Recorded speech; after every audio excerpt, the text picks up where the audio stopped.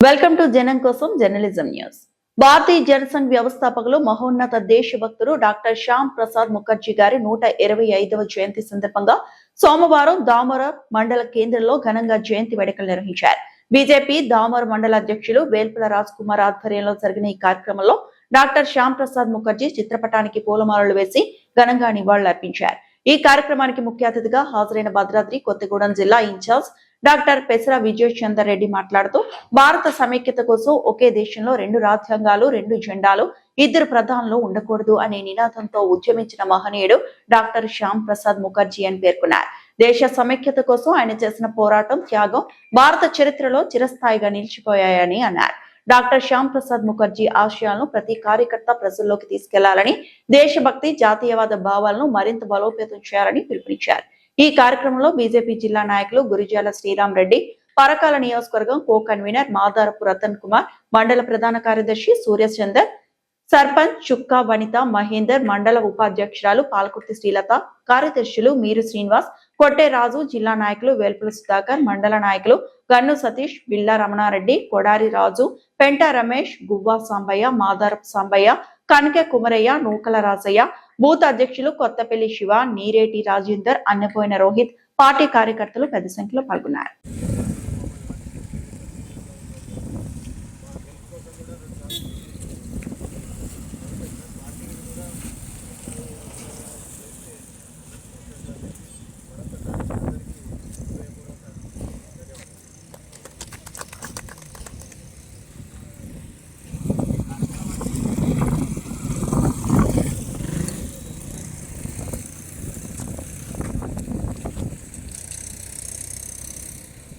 నమస్కారం. భారత్ మాతా కీ జై, భారత్ మాతా కీ జై. బీజేపీ జిందాబాద్, బీజేపీ జిందాబాద్. శ్యామ్ ప్రసాద్ ముఖర్జీ గారి ఆశయాలను, శ్యామ్ ప్రసాద్ ముఖర్జీ గారి ఆశయాలను ఈరోజు డాక్టర్ శ్యామ్ ప్రసాద్ ముఖర్జీ గారి 125వ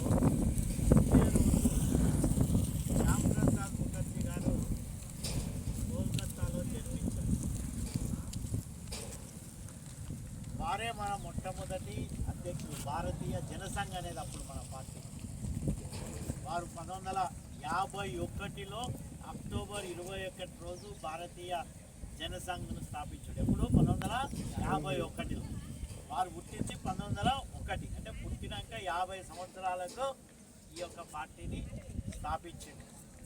ఎందుకో స్వాతంత్రం వచ్చే వరకేమో కాంగ్రెస్ పార్టీ స్వాతంత్రం కోసం కొట్లాడినటువంటి ఉద్యమ పార్టీ. గాంధీ తాత గారు ఏం చెప్పినారు, స్వాతంత్రం వచ్చిన తర్వాత కాంగ్రెస్ పార్టీ ఉండొద్దు, మళ్ళీ అందరు కలిసి కొత్త పార్టీ పెట్టుకోవాలి, రాజకీయ పార్టీ వేరు ఉద్యమ పార్టీ వేరు. మన కేసీఆర్ గారు ఉన్నప్పుడే అట్లే టీఆర్ఎస్ పార్టీ పెట్టినప్పుడు తెలంగాణ తెచ్చేదానికోసమే ఉద్యమ పార్టీ, తెలంగాణ రాగానే నా పార్టీ ఉండదు, మళ్ళీ ప్రజలే కొత్త పార్టీ పెట్టుకోవాలి. కానీ అధికార వ్యామోహం, అప్పుడు కూడా కాంగ్రెస్ పార్టీకి నెహ్రూ గారు ప్రధానమంత్రి కావాలనే అధికారంతో దాన్ని రాజకీయ పార్టీగా మార్చింది కాంగ్రెస్ పార్టీని. లెక్కకైతే గాంధీ తాత గారు కోరింది స్వాతంత్రం రాగానే కాంగ్రెస్ పార్టీ తీసేయాలి, జరిగింది అది అదే రాజకీయ పార్టీ. ఈడ కూడా కేసీఆర్ గారు టీఆర్ఎస్ పార్టీ పెట్టినప్పుడు ఏమన్నాడు, నాది తెలంగాణ వచ్చే వారికి, తెలంగాణ వచ్చాక మళ్ళీ ప్రజలకి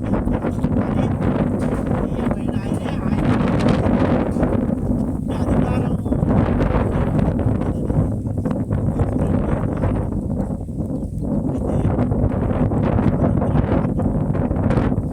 బెంగాల్లో జన్మించినటువంటి శ్యామ్ ప్రసాద్ ముఖర్జీ గారు చాలా ఉత్తమ విద్యావేత్త. లా చదివింది. 22 ఏళ్ళకే కలకత్తా యూనివర్సిటీకి సెనేట్ మెంబర్గా ఎన్నికలు కావాలి. ఎంత 22 ఏళ్ళకే.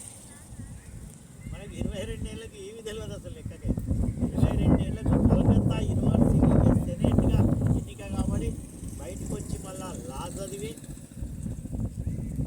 బ్రిటన్షిప్ లండన్ పోయి బ్యారిస్టర్ చేసి మళ్ళా ఇండియాకి వచ్చి 33 ఏళ్ళకే అదే కలకత్తా యూనివర్సిటీకి వైస్ ఛాన్సలర్ అవుతాడు, వైస్ ఛాన్సలర్ అవుతాడు, కులపతి ఉపకులపతి ఆ యూనివర్సిటీ తను చదివిన యూనివర్సిటీకి వైస్ ఛాన్సలర్.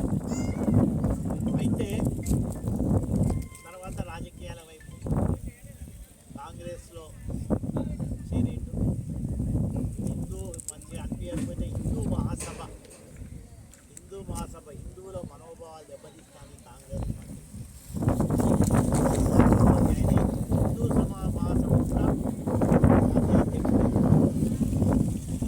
ఈరోజు స్వాతంత్రం వస్తుంది, 40 ఏళ్ళ స్వాతంత్రం రాగానే ఏం చేస్తారు, అప్పుడు మనకు పార్లమెంట్ లేదు, ఎంపీలు లేరు. బ్రిటిష్ వాళ్ళు ఏం చేస్తారు, నెహ్రూ గారి ఆధ్వర్యంలో ఒక ఆపద్ధర్మ ఇంటరిమ్ గవర్నమెంట్ మధ్యంతర ప్రభుత్వం ఏర్పడింది. దానిలో మంత్రులు ఎవరు ఉంటారంటే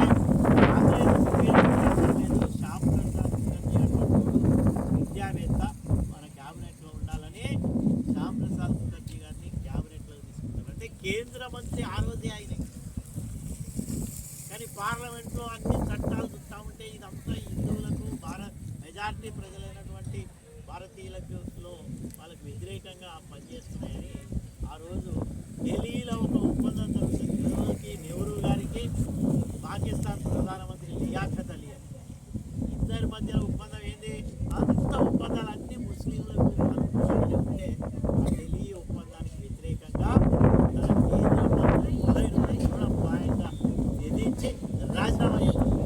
ఆ రోజు నాకు ఇవాళ మంత్రి పదవి కోసం ఇట్లా పైన చేతులు అటువంటిది కేంద్ర మంత్రి పరిశ్రమల శాఖ మంత్రి మామూలు మంత్రి అది ప్రజలను కలిసారి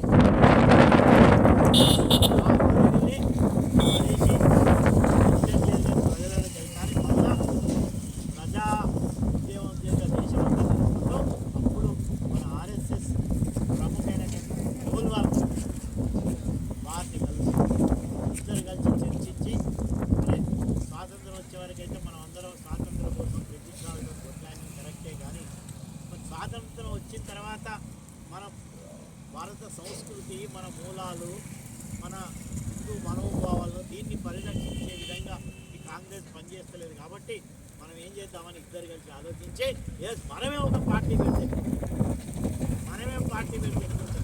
ఆల్రెడీ హిందూ మహాసభకి ఇదివరకు అధ్యక్షుడు ఉన్నాడు శ్యామ్ ప్రసాద్ ముఖర్జీ గారు. మనమే ఒక పార్టీ పెట్టాలని భారతీయ జనసంఘ్ అని పేరు పెట్టి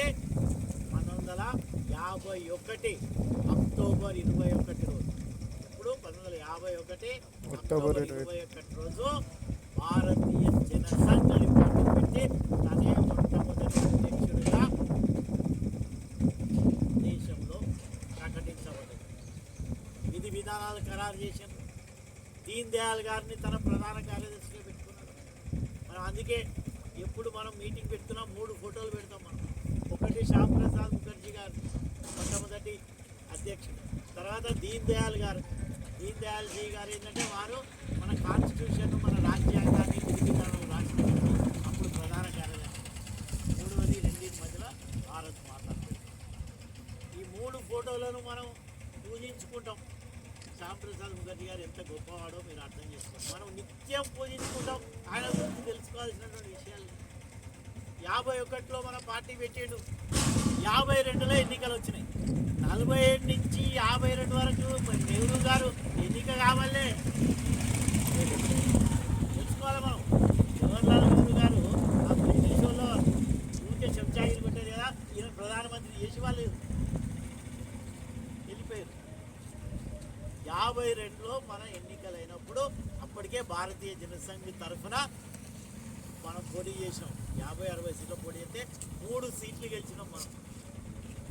కాంగ్రెస్కి వ్యతిరేకంగా పోరాడి మొట్టమొదటిగా మనం గెలిచిన సీట్లు ఎన్ని? 3 సీట్లు. ఆ 3 సీట్లలో గెలిచింది శ్యామ్ ప్రసాద్ ముఖర్జీ గారు ఒక సీట్ పార్లమెంట్లో 52లో. ఆయన చనిపోయింది 53లో. తన 52 సంవత్సరాలే తను బతికింది.